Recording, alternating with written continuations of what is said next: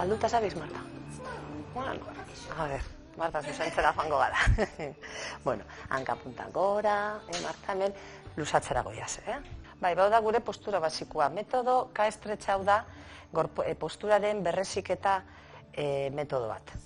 Erderaz esaten dana, reedukazion postural. Askotan esertzen geha gaizki.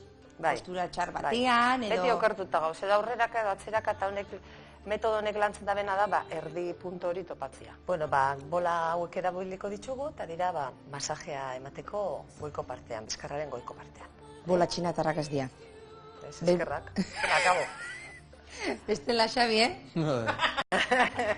Hende pilo bat hemen. Ni bano, ja.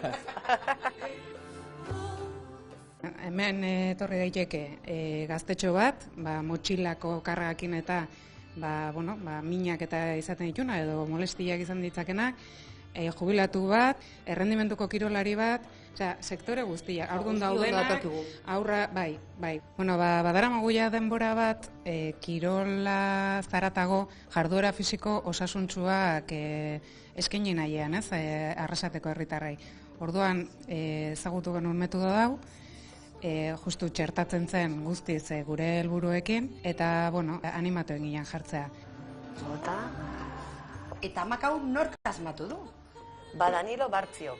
Da italiar bat, eta bizidana Irunen, urtietan, eta, berak asmatu dugu amaka. Honek onura asko dauzka ere bai, bizkarreko tensinuak eta traumatismoak hobetu itzen dira, eta, luzaketa hau lortzeko ere bai, badauzka bi movimentu amaka honek, bai atzetik eta aurretik. Eta segun zelako elastizidadia dakagun, gotzen dugu gehiago edo. Txarra. Txarra. Bueno, probatu gau bat gehiago, A ber, Marta, zuk esan, Ondo. Ondo.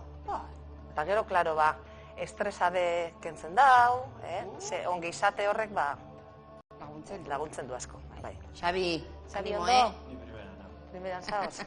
Gainera hori, ibiltzen itzan hanketako giarrekin eta arazuekin eta nota dut aldaketia bai. Bakia nabaritzen zaio honi, Hola, horpegian ta dana. Bai, ez? Estresa, fuera. Bueno, eta bukatzeko? Hemen txegeratuko gara, estresaren kontra borrokatzen. Arrasatetik, Marta eta konpainia, Euskal Herria zuzenean.